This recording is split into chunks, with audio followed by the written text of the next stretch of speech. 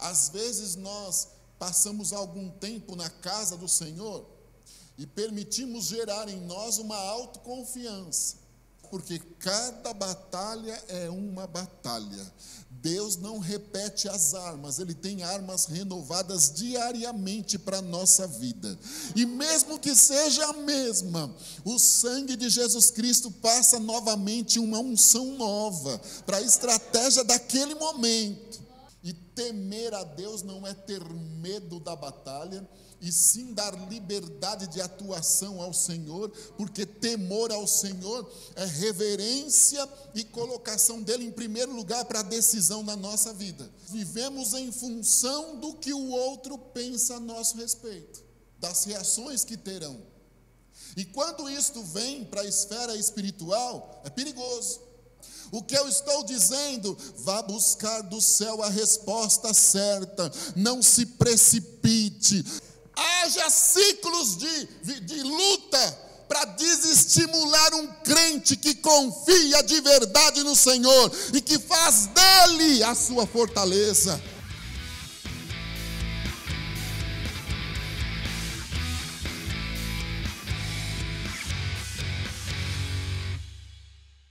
E é com muita honra que a gente está recebendo aqui, né, o pastor Francisco, sua família, sua esposa, suas filhas, né? E é um homem de Deus que eu e a Marisa, nós já conhecemos ele, conhecemos as pregações dele há mais de 20 anos. Mas ele não nos conhecia. Que engraçado, né? Quantos cultos nós pegamos com ele lá na Batista dos Povos, né? Mas muita gente, né? E a gente é um dos pastores que a gente realmente gostava muito de ouvir pregar, porque tem uma palavra maravilhosa, né? Então a gente conhece ele há bastante tempo, e ele veio nos conhecer recentemente, que ele esteve em casa há poucas semanas, né? E foi quando ele nos conheceu, mas nós já conhecemos ele de longa data, amém? Então para nós é uma grande honra tê-lo aqui, você, sua esposa, suas filhinhas, né? Sejam bem-vindos em nome de Jesus. E por favor, pastor, já... mas o bispo é da casa, o bispo é nosso... todo mundo é da casa, né? Amém, o bispo já é. Amém.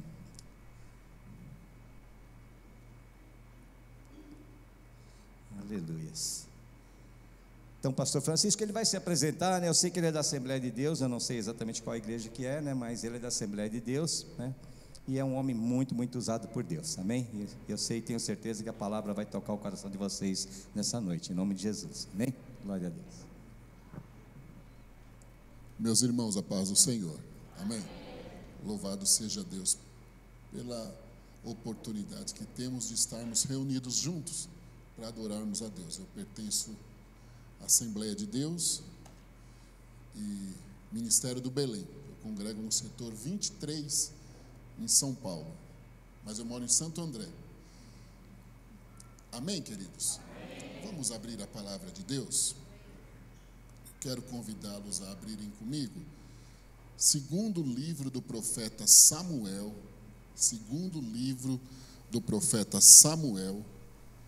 capítulo 5, nós vamos ler dos versos 17 até o verso 25. Segundo livro do profeta Samuel, segundo Samuel, capítulo 5,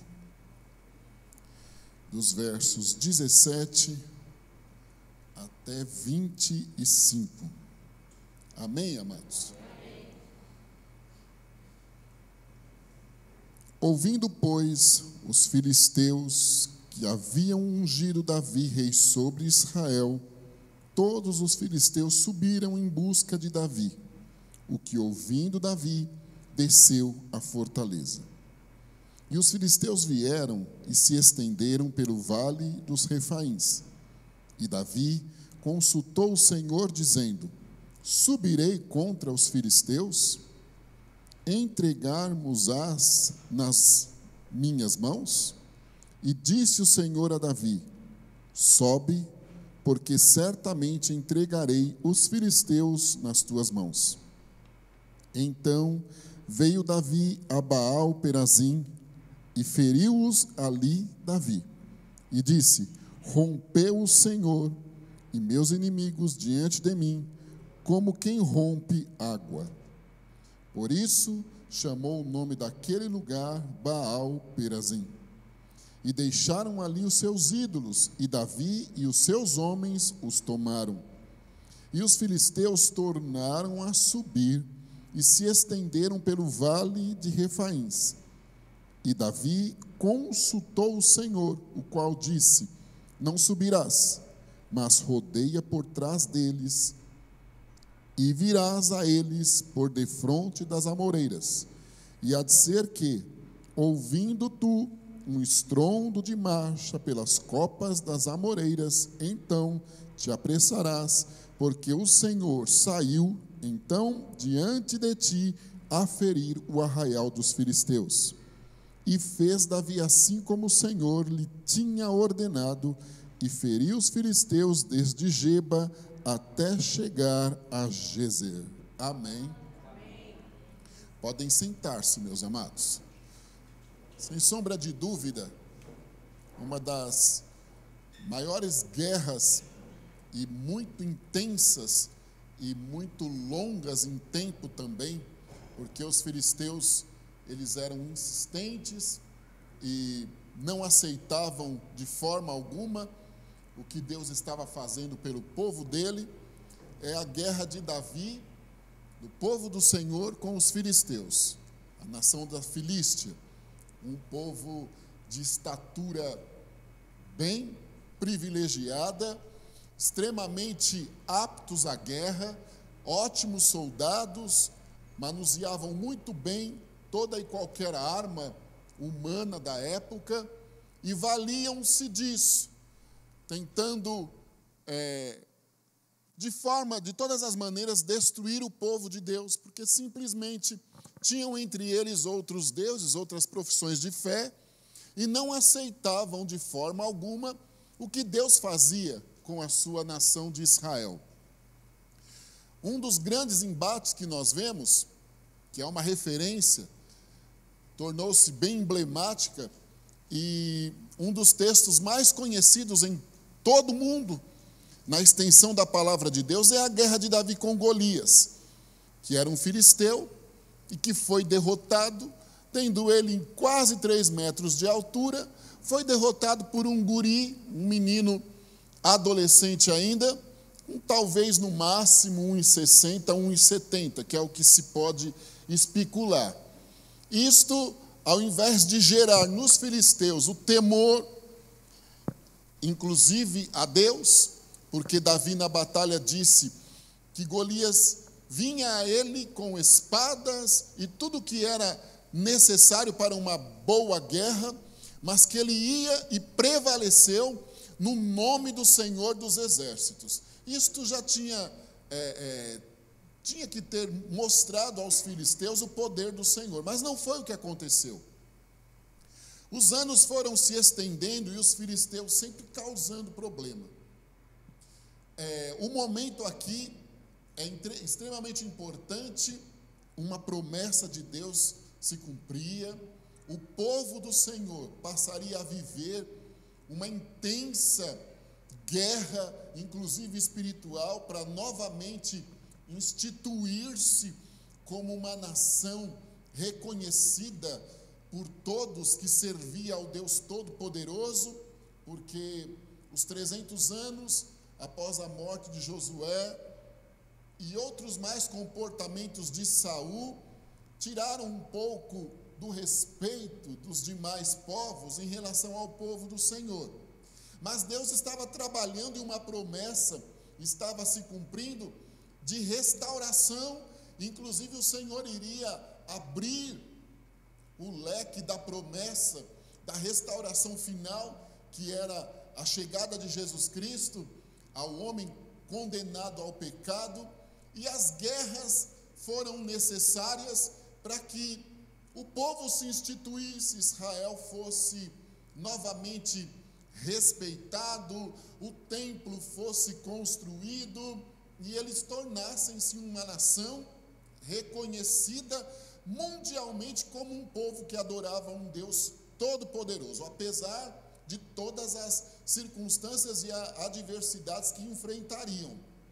Este momento era o que Davi subia ao trono, já desde adolescente, consagrado, ungido por Deus, soube esperar a hora certa, chegaria agora ao templo, reinou por 7 anos e meio em Hebrom, passou por um processo de treinamento, porque Deus sempre nos permite passarmos por alguns processos de treinamento, para que saibamos administrar as grandes coisas que Ele tem para nós.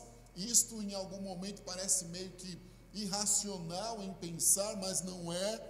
O nosso Deus sempre nos coloca em degraus para que cresçamos, forjemos um caráter cristão bem mais robusto e bem elaborado para as batalhas e conquistas, com organização inclusive, porque o nosso Deus é organizado. Então, Davi passava por aquele processo de transição, havia uma euforia muito grande no meio do povo de Deus.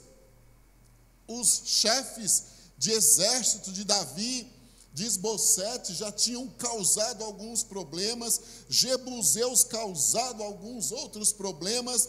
Davi, então, ele passava a ser avisado por Deus que ele passaria por grandes turbulências, por grandes guerras, porque era necessário para, como eu disse, instituir-se Israel como uma nação.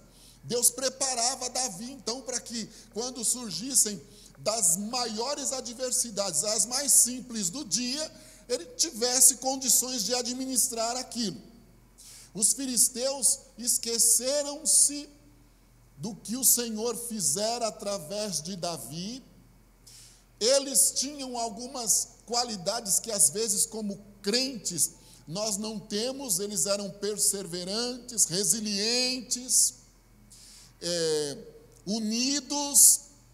Eles confiavam no recurso que tinham, e às vezes, como crentes, nós não somos unidos, não confiamos no maior dos recursos que nós temos, que é o Senhor nosso Deus, não somos resilientes, desanimamos diante do primeiro obstáculo, e quando podemos perder um round da guerra, a tendência também é não acreditar mais, não criamos dentro de nós uma estrutura.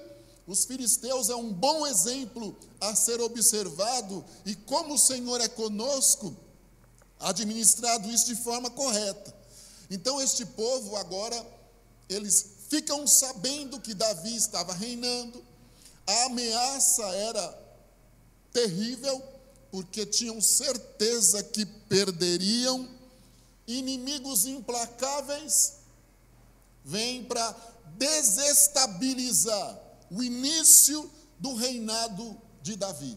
Ou seja, se Davi cede à pressão, ele desiste da promessa. Se Davi não confia no Senhor, ele desiste de acreditar que Deus é quem colocara ele ali, e que era a hora dele dominar, reinar, porque o Senhor estava com ele. Você vê como o nosso inimigo, e eu não vim aqui para dar ibope a ele, mas você vê como o nosso inimigo é astuto. Ele já tentou no início do reinado de Davi frustrar os planos de Deus. Davi, porém, ele estava crente, seguro, confiando que o Senhor era com ele. E quando ele fica sabendo que estes filisteus aí já se levantam novamente, ele tinha a certeza da vitória, porque ele tinha experiência com estes homens. Agora não era 2 representantes, e sim toda a nação em jogo. Davi já tinha conhecimento de causa, porque ele tinha vencido Golias. Mas isto não foi motivo para Davi confiar nele e dispensar o Senhor e achar que aquela experiência de adolescente era suficiente para ele armar-se e ir batalhar contra os filisteus. Autoconfiança não é uma coisa boa. Às vezes nós passamos algum tempo na casa do Senhor e permitimos gerar em nós uma autoconfiança. nos colocamos de forma, assim, indomináveis por adversidades. Eu sei que o Senhor é comigo, e aí nem Jesus fez isso, mas nós partimos para frente do nosso adversário despreparados, porque cada batalha é uma batalha. Deus não repete as armas, Ele tem armas renovadas diariamente para a nossa vida, e mesmo que seja a mesma, o sangue de Jesus Cristo passa novamente uma unção nova, para a estratégia daquele momento. Davi aprendeu isso, porque nós vemos aqui, que quando ele sabe que os filisteus se levantaram, e que viriam inibir o progresso do seu reino, tentar frustrar o povo a não acreditar que Deus que colocou Davi ali, e fazer com que o povo também não mais desse atenção a ir à conquista, à batalha. Davi, ele de alguma maneira temeu, e partindo sempre do princípio que o temor ao Senhor é o princípio de toda a sabedoria que temos, e temer a Deus não é ter medo da batalha, e sim dar liberdade de atuação ao Senhor, porque temor ao Senhor é reverência e colocação dele em primeiro lugar para a decisão na nossa vida. Então a Bíblia nos disse assim, que Davi temeu. Pode também ter sentido um friozinho na barriga, lembrado da angústia que passou ao chegar para a batalha e ver a disparidade dos recursos em relação a Golias. Ei, se nós não tivermos sempre um friozinho na barriga na hora de uma batalha, isso é um sinal perigoso, porque voltamos à autoconfiança, e é sinal que nós tiramos a liberdade de Deus de decidir. Estamos seguros, eu posso, eu tenho. E quando nós olhamos fora do contexto, posso todas as coisas naquele que me fortalece, é perigoso, porque Paulo disse isso após dizer, eu sei ter, como também sei não ter. O Senhor é comigo, eu passo por qualquer adversidade, ou por qualquer momento bom, sem nunca tirar a centralidade dele de atuação. Ele me capacita para tal. Então a Bíblia nos diz aqui, Davi temeu, ficou meio que assustado. Eu tenho certeza que a aflição dele, quando viu Golias, foi emblemática, marcou. Então ele lembrou-se, quando jovem, e agora não era mais só um, era um exército. O seu exército havia passado por um momento difícil. Todos estavam ali iniciando um processo de formação, união, de preparo, de manuseio da arma.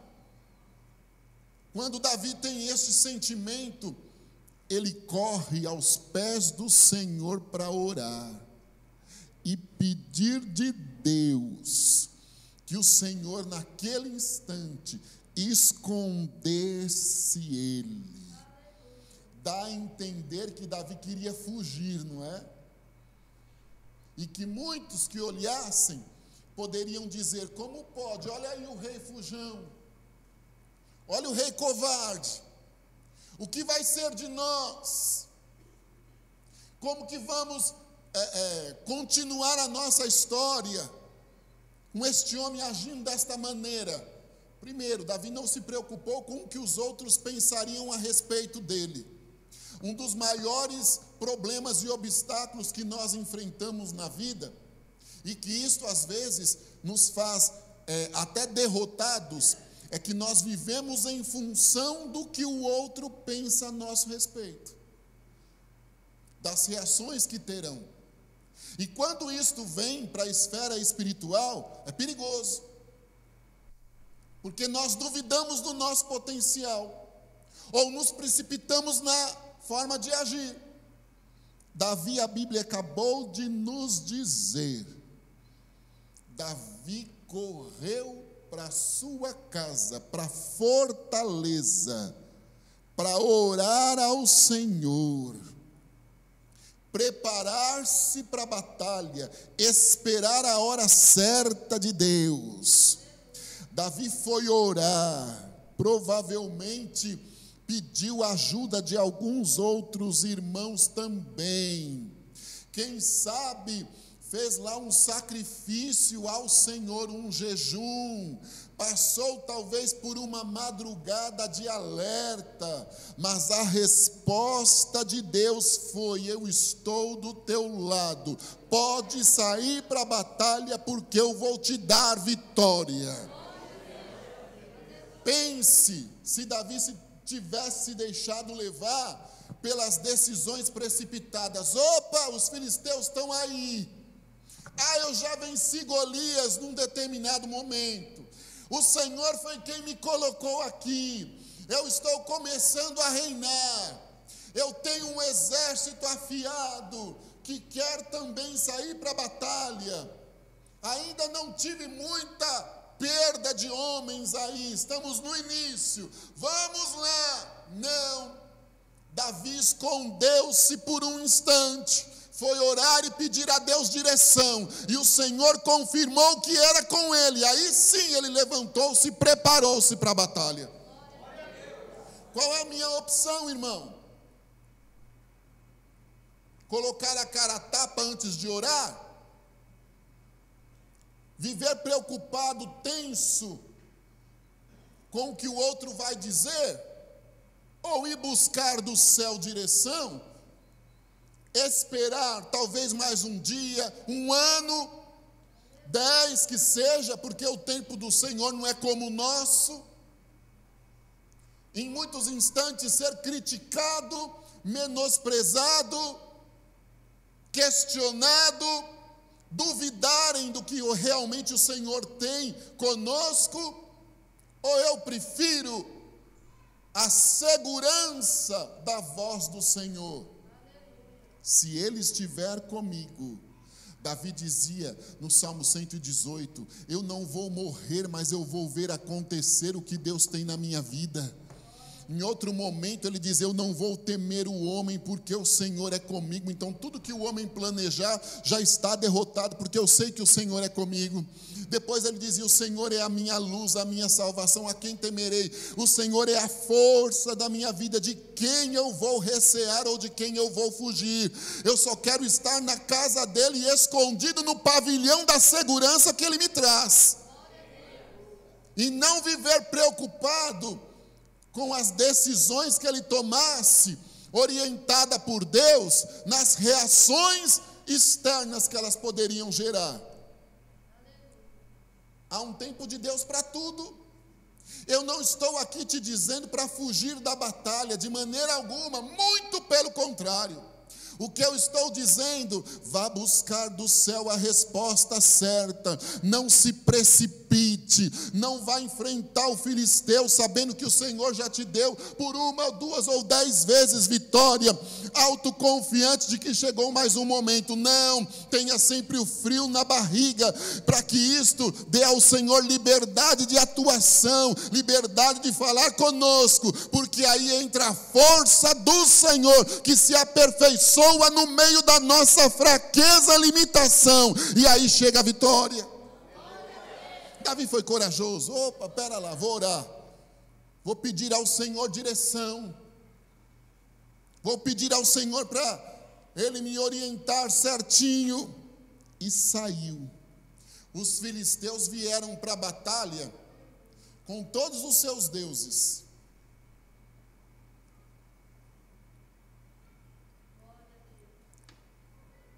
Num outro momento, Davi já disse assim, tu vens a mim com espada e com lança, mas eu vou a ti no nome do Senhor dos Exércitos.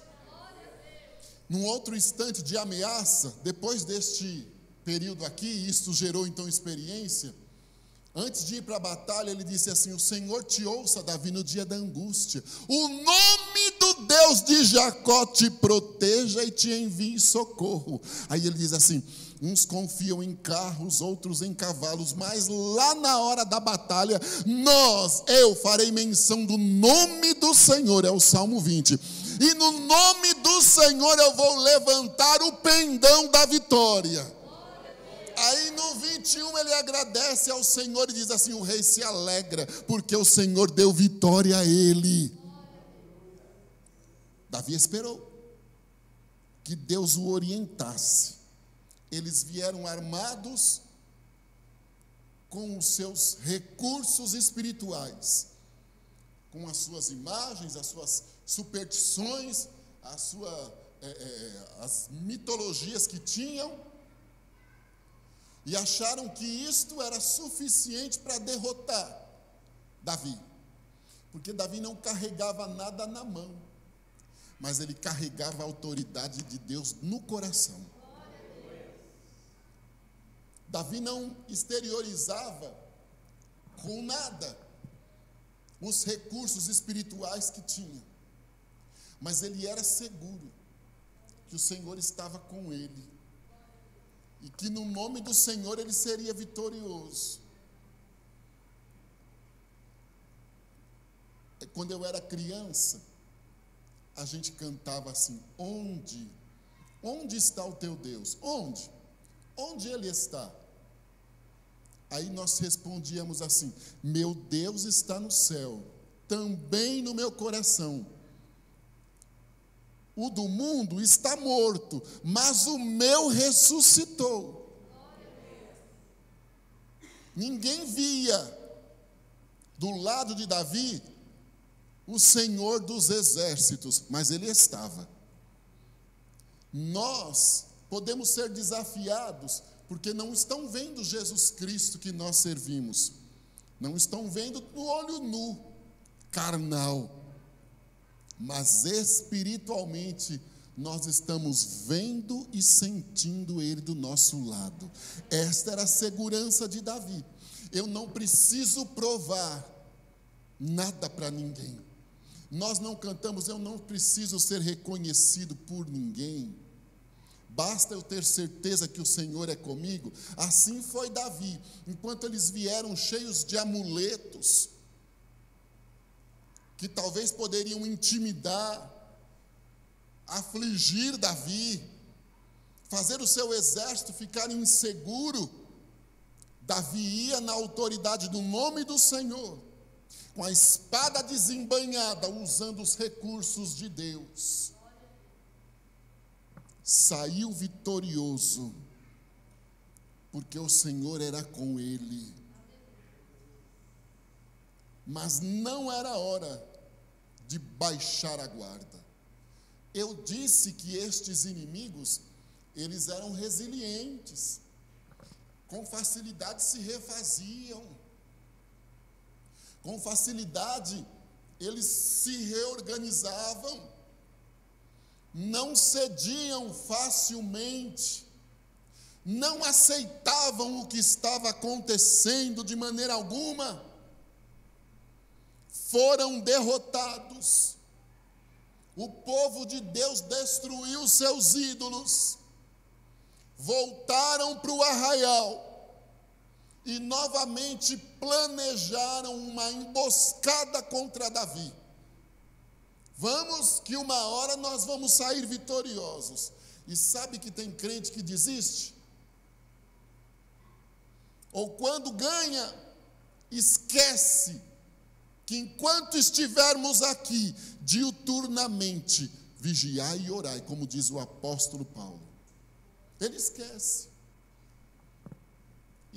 das coisas. Esquecido torna-se presa fácil para o adversário. Ele não tem poder e nem autoridade para ler o nosso pensamento. Não, Deus não deu isso a ele. Mas ele é astuto e inteligente, e eu não posso subestimá-lo, como também não posso demonizar tudo. E por não poder fazer isso, eu preciso sempre estar estável espiritualmente e sempre alerta, para entender as artimanhas que estão sendo usadas.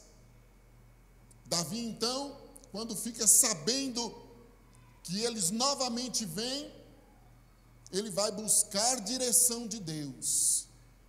Novamente, não houve autoconfiança em si.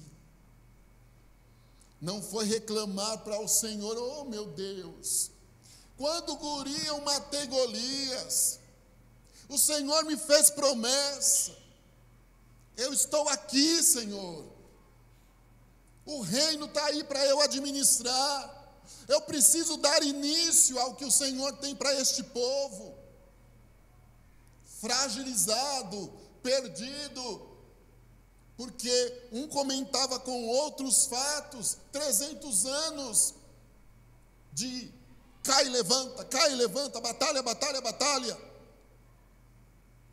A voz profética ficou comprometida até vir Samuel. O sacerdócio, a liderança, comprometida por conta de Eli, até vir Samuel. O processo de restauração e a transformação em monarquia era algo extraordinário. O povo vivia uma nova história. Não me consta aqui que foram lá dizer ao Senhor: mas como pode, até que dia esses filisteus vão continuar? E nem Davi, olha Deus, já destruí eles com Golias. Em outros momentos foram destruídos nos períodos dos juízes. Já vieram contra nós, os ídolos foram quebrados e novamente se levantam. Não. Será que eu agiria assim? Ou colocaria Deus em prova, ou em questionamento? Até dizendo, não foi promessa do Senhor, porque onde já se viu uma coisa dessa? Se não houver batalha, luta, não há conquista. É sério. Davi não perdia o rumo das coisas, não. Ele foi orar ao Senhor novamente. Estava disposto a continuar sonhando, acreditando que o Senhor era com ele. Não desiste, não. Não questiona, não. Não joga fora a promessa de Deus. Não pense que as coisas nunca vão se normalizar, ou que a porta definitivamente nunca vai abrir. Há um tempo de Deus para tudo. Há tempo de paz também, há tempo de nascer, mas também há tempo de morrer, tempo de crescer, o tempo da maturidade, tempo de desfrutar do que foi plantado. O negócio é continuar como Paulo, olhando para Jesus, autor e consumador da fé. E não cedendo a pressões e colocando em jogo a história toda que Deus está desenhando e escrevendo e nos dando a oportunidade de participar. Porque é meio que surreal, irmão. Nós somos humanos. Deus prometeu. Ungiu. Samuel ungiu ele. E ele não tinha características para estar onde estava. Deus prometeu, colocou ele lá. Ungido, sofreu perseguições terríveis de Saul, porque não aceitava. Saul veio a óbito. Ele começa a reinar 7 anos e meio em Hebrom. Israel, o restante, dominado pelo filho de Saul, Isbosete, que, seduzido pelo primo Abner, não quis aceitar o que Deus estava propondo. Deus treinando Davi. Começa a reinar. Os líderes, os movimentos dos exércitos, brigando entre eles por ciúme, inveja, contenda e tudo mais. Sentimentos de vingança no entorno. Vence estes conflitos internos. Começam a surgir conflitos externos. Jebuseus, filisteus. Parece que não ia acabar nunca. Ou quem sabe ele poderia dizer: será que vale a pena? Será que vale a pena? Será que é Deus mesmo que está me mostrando, me dizendo tudo isso? Ou ele não poderia fazer isso?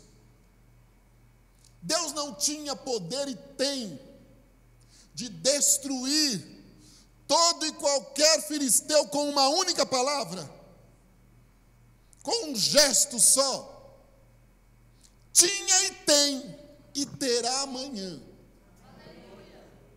Mas o Senhor não fez isso por Davi naquele momento. Simplesmente Deus propunha a Davi: cresce na graça, cresce no conhecimento. Provavelmente daqui que Oséias, o profeta, tirou o raciocínio, né? Parafraseando: conheçamos e prossigamos em conhecer ao Senhor. E o salmista: os céus manifestam a glória de Deus e o firmamento anuncia a obra das suas mãos. Um dia declara o outro, e uma noite mostra a sabedoria a outra.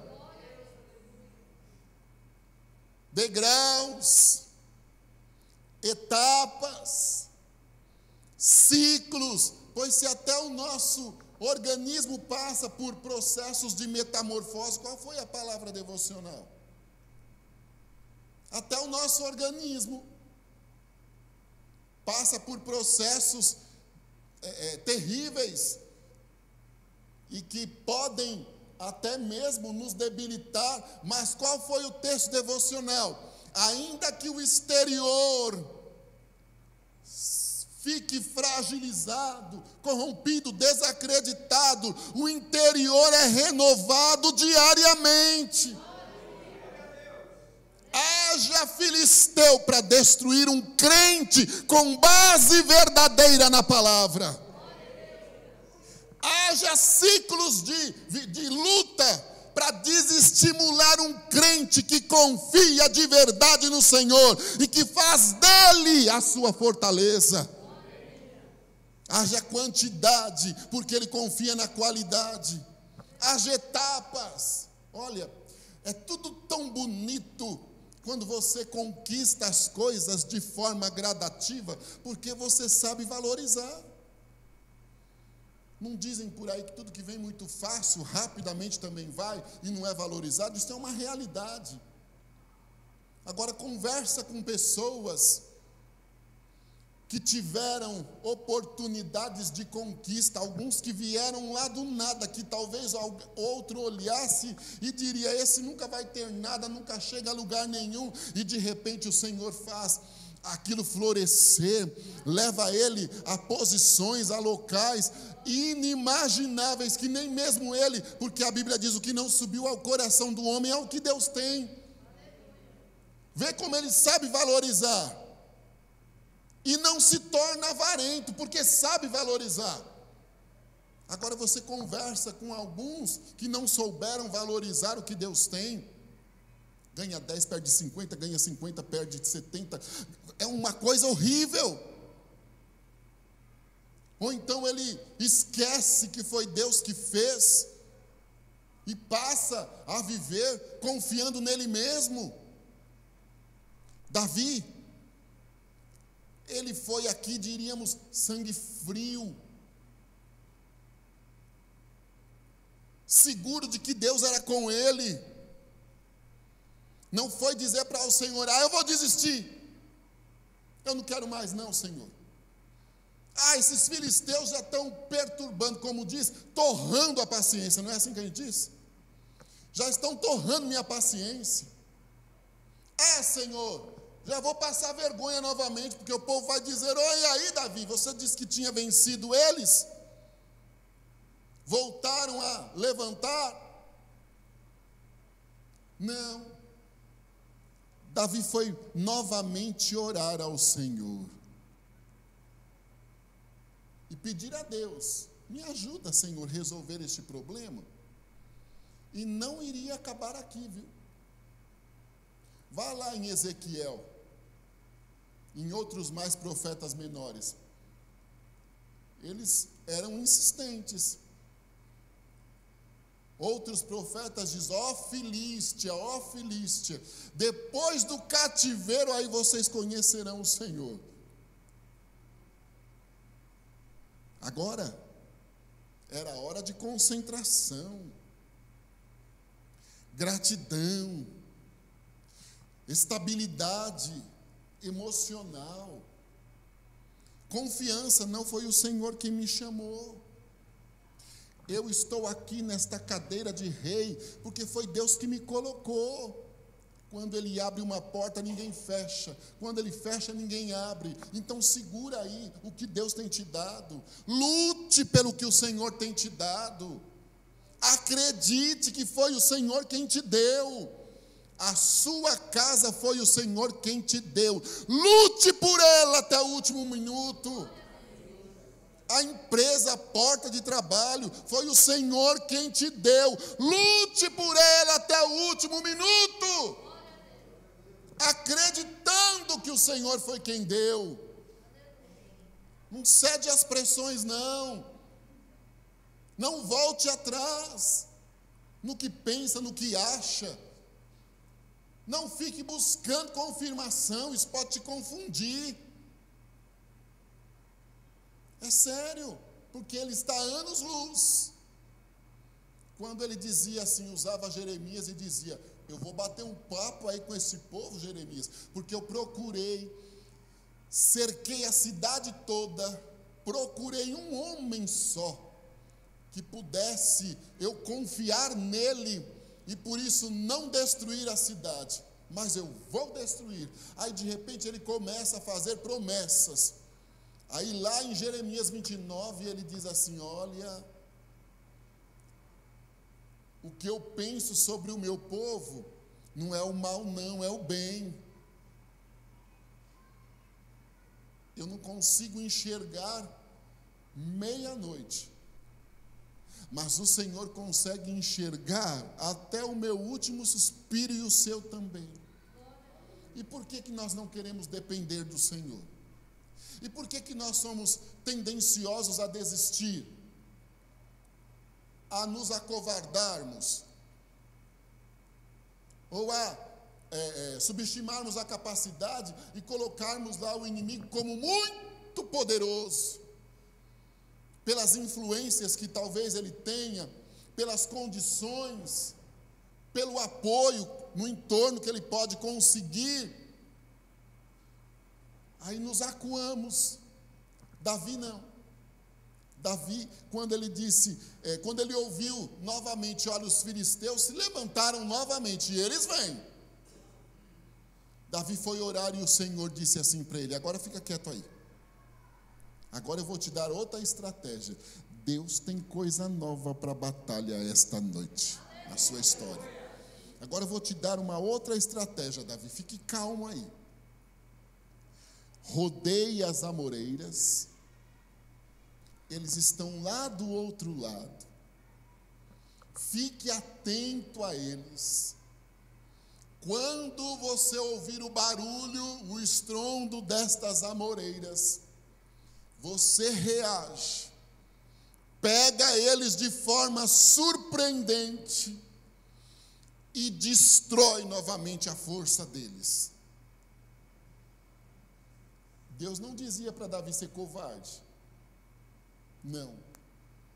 O Senhor frustraria a possibilidade de orgulho dos filisteus, de confiança nos recursos próprios. Deus não mandou Davi ser covarde e agir pelas costas. Não. O Senhor simplesmente disse a Davi: espera aí um pouquinho. Veja como a natureza vai te ajudar. A sua arma agora é a copa das amoreiras. Quando elas balançarem, é a hora de você agir. Enquanto eles tinham bons armamentos, bons ídolos, recursos extraordinários, homens super preparados, a arma de Deus naquele momento, como sinal para entrar na batalha, era a copa das amoreiras. Quando elas balançarem, Davi, aí você vai. pega ele pelas costas e destrói eles. É ou não é uma vergonha que esses filisteus passou? É ou não é?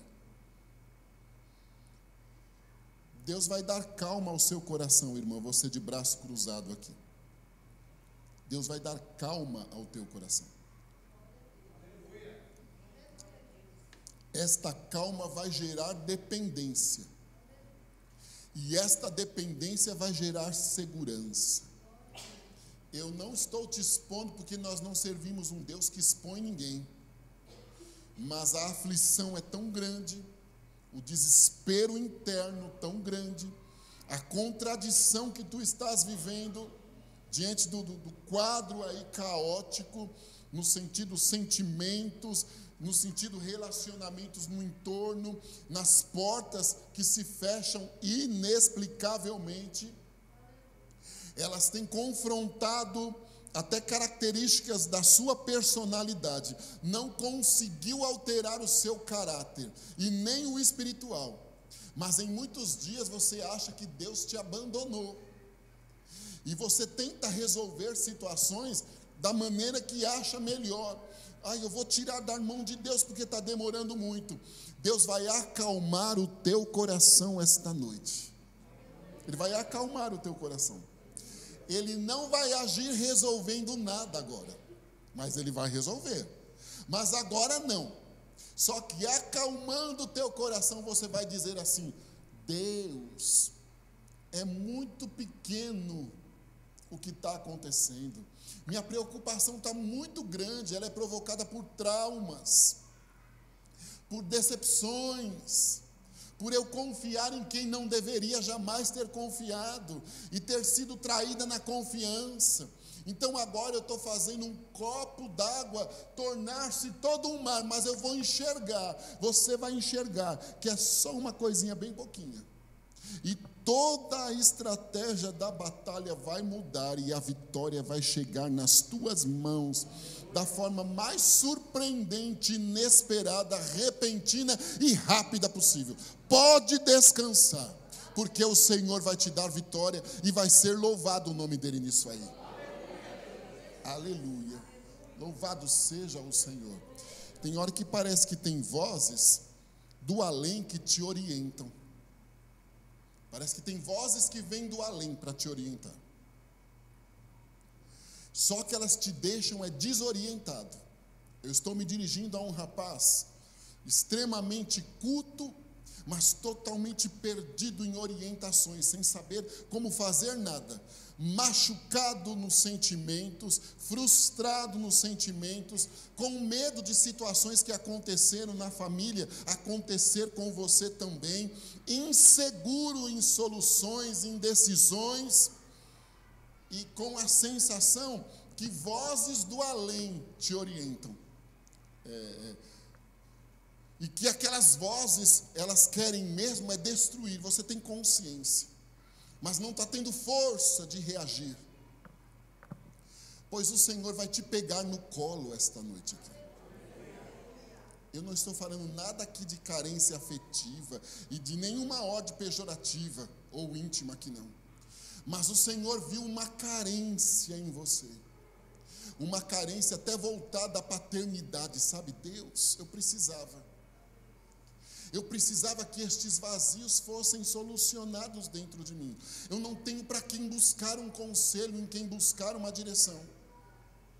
E estas vozes do além te traumatizam e sempre te colocam como o último na fila dos homens. Não vai dar nada certo, ninguém gosta de você, vão te dar prejuízo, você nunca vai ser feliz em sentimento algum que você colocar como proposta para as coisas mudarem a sua história. Financeiramente você vai continuar ganhando e perdendo mais do que ganhou. Vai ser sempre isso aí. São as vozes do além. Elas vão serem expulsas esta noite aqui. Elas vão afugentar. Você vai descobrir você. Você vai descobrir você. Você vai descobrir o seu potencial. Deus há de fazer um grande rebuliço a teu favor. Ele te pegando no colo, Ele vai te aconselhar, te orientar. Ele vai curar estes traumas que são antigos. e que vão se arrastando por algumas décadas já. Ele vai curar estes traumas, Ele vai estabilizar você emocionalmente, porque tem dia que nem você suporta você, quem dirá quem tem que conviver com você, aí você acaba afastando o que precisava cativar, mas o Senhor vai curar o seu interior, a sua história vai ter uma mudança, uma virada de página, e o nome do nosso Deus vai ser louvado. Você é uma frustração para o inferno de estar vivo. De estar vivo já é a maior frustração do inferno, porque o trama era não te deixar vivo. Ficou vivo. E Deus agora vai mostrar: deixei vivo porque eu tinha que fazer algo extraordinário. E com isso, o Senhor vai atingir pessoas no sentido espiritual que nunca você poderia imaginar, e sempre vai dizer que Deus não ouve a sua oração, que Deus não ouve sua oração. Ele vai provar: eu ouvi e está aí a resposta. Até papelada vai ser assinada, documentos serão resolvidos, situações, e o nome do nosso Deus será engrandecido nisto aí. Amém? Isso, aplaude ao Senhor.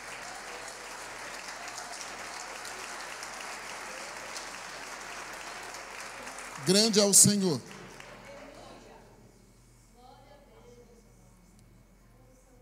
Eu leio um texto desses e fico admirado com a maneira de Deus agir. Sabe quando se pega um negócio que faça a limpeza, um estiletezinho assim, de forma côncava, ele vem na região do seu abdômen, Moa, vem na região do seu abdômen e atinge lá o seu estômago.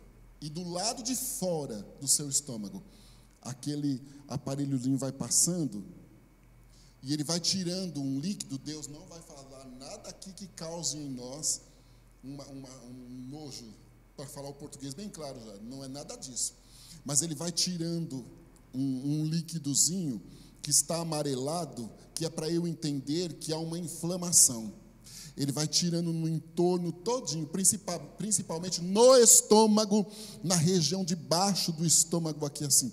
Ele vai limpando, vai limpando, vai limpando, vai limpando, e dá uma ordem para que o seu organismo absorva aquela inflamação e coloque para fora da forma que é comum.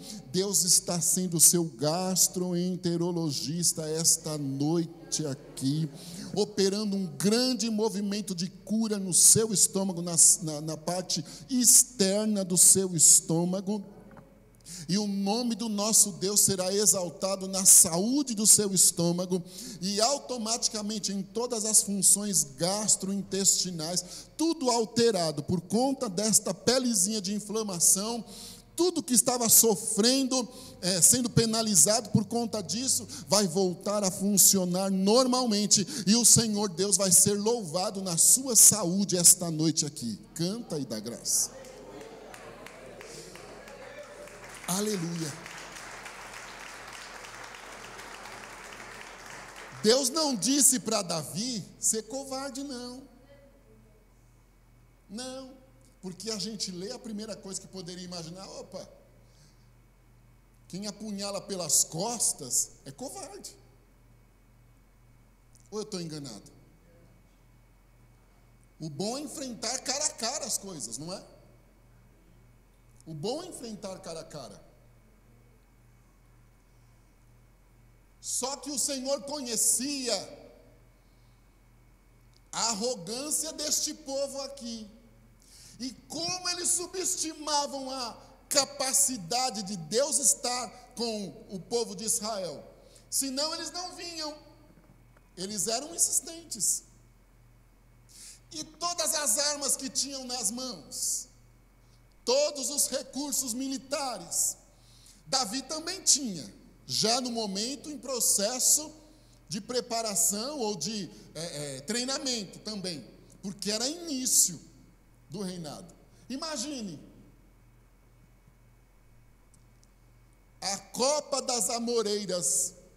Deus mandava um vento, elas balançavam, eles estavam todos lá, e o Senhor dava ordem a Davi, e o exército vinha e desbaratava eles, destruindo toda aquela prepotência, altivez, autoconfiança em recursos humanos que tinham, poderio bélico da época, homens extremamente preparados para o arco, para a flecha, escudo, lança de melhor qualidade, homens de estatura terrível, que era característica da Filístia, e sendo derrotados por um principiante ao governo, que era Davi, em processo de treinamento, e pelo barulho e o estrondo do vento de Deus nas amoreiras,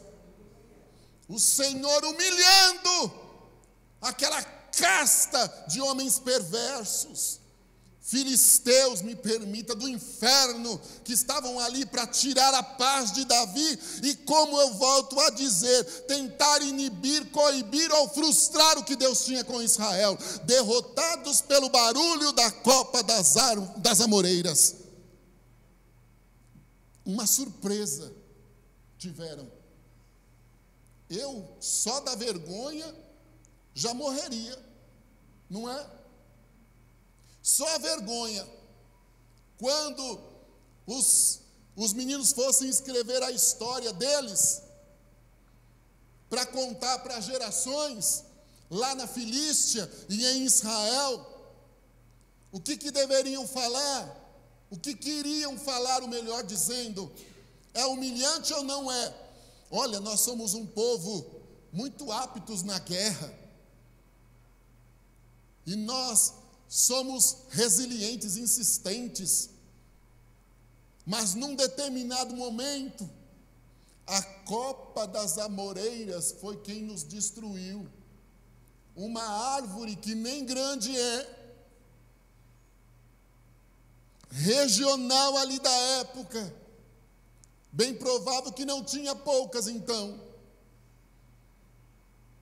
Cotidiano era eles verem aquilo ali, armados no arraial, até os dentes, sopra um vento do céu.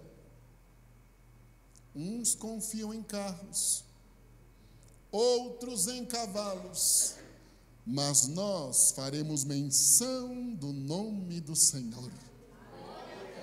Sopra um vento, vai soprar um vento na sua história, tu vais ouvir o som das amoreiras, e o Senhor vai surpreender o arraial dos teus inimigos.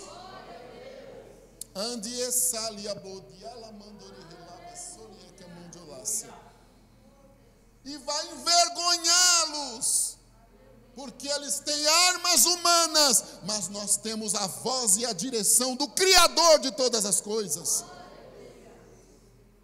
Alguns termos é difícil eu usar, por ter sido ensinado. Deus envergonha, este está escrito várias vezes na palavra de Deus. Mas o meu pastor sempre dizia assim: meu filho, evita de usar esse termo aí, mas quando necessário use, porque Deus envergonha. Eu não queria estar na pele destes filisteus.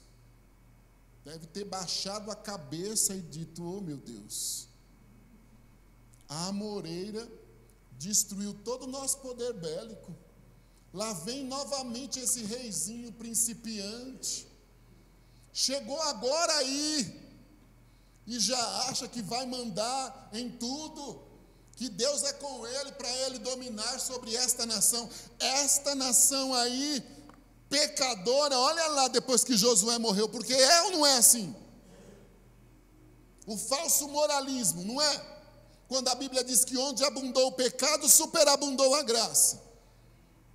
Esse povo aí, eles peregrinaram no deserto, Deus deu vitória. Quando se tornaram nação, se vendiam tão fácil para os midianitas e para outras histórias mais. Não contavam de Gideão, de Jefité, de Débora, não contavam a derrota. É sempre assim. O bom que Deus faz, é esquecido por nós também. Não é só pelo inimigo, não. O bom que Deus faz não é relatado. Mas um pequeno defeito ou um tropeço muda de cidade, muda de emprego, muda de prédio, de bairro que mora. Me perdoe. Muda de igreja. Chega num ambiente que você não conhece ninguém. Ah, aquela ali? Não conversa com ela, não. Desculpe eu usar você.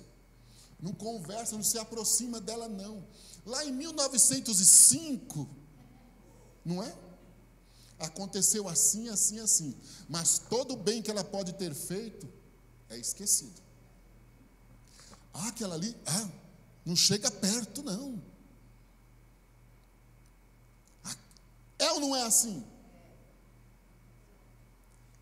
Os filisteus e os demais provavelmente diziam: Davi, dizer que vai ser o rei, que essa nação vai ser uma grande nação, olha lá, daqui a pouco eles caem. Josué morreu, nem um novo líder levantaram, era momentâneo que Deus levantava um juiz, passava poucos anos e eles já caíam de novo. Não esquenta com esse povo, não. Não lembravam e não contavam que no momento de queda, o Senhor levantou Gideão, o menor da casa, de família pobre, fora do lugar, trabalhando. O Senhor, quando chegou, já disse: eu sou contigo, varão valoroso. Vai no meu nome e você vai derrotar os midianitas. Tinha 32 mil, Senhor, tem muito. Passou por alguma seleção, sobrou 300. E o Senhor disse: vai, porque você vai destruir este grande exército de midianitas com somente 300. Armem-se bem e esperem a hora. Isso não contavam. Mas contavam veio Jefité, veio Débora, Baraque, veio aquilo. Agora havia mais um. É mais um aí, vamos continuar insistindo. Mas não relatariam, de maneira alguma, que de forma surpreendente, vexatória, foi o estrondo das amoreiras, que foi o sinal de Deus. Deus quer te dar sinais. Sinais fora de padrões comuns. Deus quer usar recursos que fazem talvez parte do seu dia a dia, ou que nunca fizeram, que são mínimos. O Senhor quer usá-los para te dar vitória. Eu ia indo outro dia em São Paulo, sentou do meu lado uma pessoa, me reconheceu, que não tem como eu reconhecer, me reconheceu, começou a conversar comigo, e contou alguns testemunhos de vitória. E uma das coisas que eu percebi no testemunho é que aquele menino novo, um rapaz, ele disse assim: olha, pastor, até minha família não acreditava em mim, porque eu fui envolvido com coisas que não deveria ter sido. Mas Deus mudou a minha história, pastor. Deus mudou. Só que a maneira que Ele fez, nunca ninguém vai conseguir entender. Eu estou indo trabalho em tal instituição financeira. Eu entrei ali, já tendo uma certa formação, mas usaram-se de um plano ali do homem, para dar a oportunidade a mim que tinha errado. E hoje eu estou numa posição que não tem como eu agradecer ao Senhor. As maneiras de Deus agir, irmão, não é como a gente quer. Eu não estou dizendo que Deus não é organizado, mas a lógica humana não é obstáculo para Deus e nem estratégia de guerra e de vitória. Ele tem as suas próprias. A gente tem que descansar. Aí, eu estou aqui ministrando a palavra, sim. Domingo em outro lugar, enfim. Cada um, como diz o outro, no seu quadrado. Mas, em quantos lugares eu cheguei? Sabe como? Grande lugar que não me encanta. Meus defeitos são outros. Me encantar pela quantidade ou pelo lugar que estou e ainda não conseguiram me seduzir a tal e não conseguirão em nome de Jesus. Mas eu cheguei ali. Por quê? Eu não menosprezo, muito pelo contrário, a passadeira, me viu no culto, dá aqui o seu telefone, e eu passei, eu peço, não ligue e não passe para mim orar, porque senão fica uma situação difícil por causa do tempo, com 2 crianças, e as coisas de Deus não são desse jeito, ninguém é máquina de profecia, e alguns não sabem entender assim, mas dei lá o telefone, e disse, irmã, não é para orar? Não, irmão. E teve um que passou 4 anos. Aí me ligaram, olha, há tanto tempo você esteve em tal lugar, em São José dos Campos? Sim. Então, a irmã que passa a roupa aqui em casa, você pode vir aqui? Posso. Deus poderia falar até o meu nome. Ou eu estou enganado? A adivinhação é uma coisa. Agora, superioridade, supremacia de Deus é outra. Quando Ele quer, é a mesma coisa aqui. Balança aí, amoreira. Vai, Davi, que eu estou do teu lado. Pense a vergonha deste povo. Pense a vergonha. Ficou nos anais da história registrado que os filisteus foram destruídos de forma surpreendente, porque Davi esperou no Senhor, confiou no Senhor. Aleluia! Ali, minha querida, com a mão aqui assim, levante aí, de roupa preta, isso, com alguns brilhos. A mão de Deus está estendida sobre a pressão da sua cabeça esta noite aqui. A mão de Deus está estendida sobre a pressão da sua cabeça. Eu contemplo claridades nesta região aqui. Claridades nesta região aqui assim.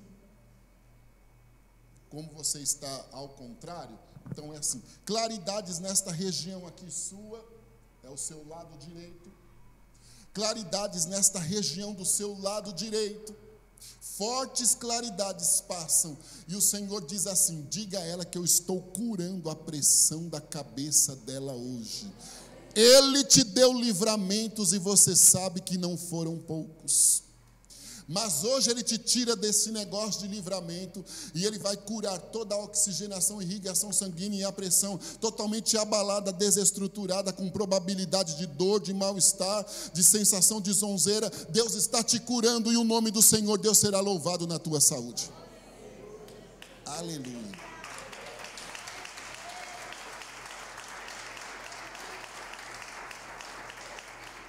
Aqui de preto, de camiseta polo, aqui, ó, faça assim. Eu não estou dizendo que você não acredita que Deus pode estar, por misericórdia, aqui me usando. Não é isso que eu estou dizendo. Mas eu devo te dizer uma coisa. Como também não estou dizendo que você está entregando os pontos para a luta. Pode dar a entender isso, mas não é nada disso. Eu devo te dizer que você não está acreditando em nada e em ninguém. De tão decepcionado, frustrado, julgado, traído, nada aqui vai ser de ordem sentimental, conjugal. Traído, você, não dá mais. Eu vou me trancar e vou empurrar com a barriga. E Está indo. Quase 2 anos já assim. Trabalha de manhã para prover o do almoço. De tarde para prover o da noite. Isso não será humilhante, porque Deus não humilha ninguém, tá? De tarde para prover o da noite. E assim vai indo. Cabisbaixo como sacerdote da casa, envergonhado, sentindo-se o último homem na fila dos homens e olhando para o céu e dizendo: até que dia? Mas aceitando e conformado, mas não acreditando em ninguém. Mas o nosso Deus vai limpar o teu coração esta noite. Você ainda tem consciência que precisa limpar o coração, não do pecado, destes sentimentos aí que te trancaram e que te fizeram desacreditar de andar para frente e lutar contra a maré. Deus vai limpar isto aí. E Ele vai devolver a autoconfiança em você, que é a sua parte que vai precisar ser feita. E começarão a surgir propostas, e não serão poucas e não serão pequenas. E o nosso Deus manda eu te dizer que com os recursos menores possíveis, Ele vai te abrir portas grandes. Com os recursos menores possíveis, não esqueça. Ele vai te abrir portas grandes. E Ele vai exaltar o nome dEle na sua história. Não se iluda com nada que te devam. Esquece. Inclusive, principalmente favores. Esquece. Ninguém vai fazer nada. Mas a copa da amoreira vai balançar. E a confusão no arraial dos filisteus vai ser grande. Porque Ele vai começar a abrir as portas grandes com os recursos pequenos, que os devedores nunca entrariam por elas, com todas as possibilidades e QIs que indica que tenham. Não conseguirão, os que concorrem também muito menos, mas o nosso Deus que conhece o âmago da tua alma, e que te fez virar do avesso, nem você se auto-reconhece, apesar de todos esses sentimentos. Há 3 anos atrás você não perderia tempo de estar me ouvindo aqui, era o sentimento que você teria. Vou perder tempo com isso nada, mas o Senhor soube trabalhar, e Ele agora diz que o tempo de colher vai chegar, e o nome dEle vai ser exaltado nisto aí, aleluia, amém. Que Deus nos alcance, irmãos.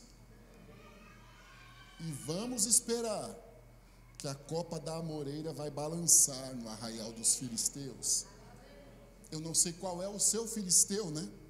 Onde se aplica a palavra. Mas eu posso garantir que a vitória é nossa no nome de Jesus. Amém. Curve aí a sua cabeça, que eu já vou devolver aqui o púlpito ao pastor, novamente agradecendo pela confiança e a oportunidade. Deus Santo, louvado e glorificado seja o teu nome por tua fidelidade, misericórdia e a oportunidade tão especial que tivemos de estarmos aqui meditando um pouquinho na tua palavra. Reconhecemos que somos limitados, ignorantes em melhor te servir, dependentes 100% de ti. Deus, também reconhecemos que a tua misericórdia é a causa de não sermos consumidos, e por isso entramos na tua presença. Eu não sei qual é a resposta que cada um veio buscar aqui, eu só sei que não viemos aqui em vão. Então eu te peço, traga uma resposta dentro de cada coração, traga cura física, emocional, também no sentido espiritual. Eu te peço uma bênção sobre os teus servos aqui, sobre os pastores da igreja. Cobre-os com teu sangue, dê a eles estratégias para bombardearem o inferno, no sentido de resgatarem almas, para que a igreja cresça. Abençoa financeiramente, abençoa cada lar aqui representado, cada família. Repreende na autoridade do teu nome todo o mal, e que copas de amoreiras por aí balancem e tragam a nossa vitória, e o teu nome seja louvado. No nome de Jesus, nós já te agradecemos pela bênção e vitória. Amém, Jesus. Amém. Amém.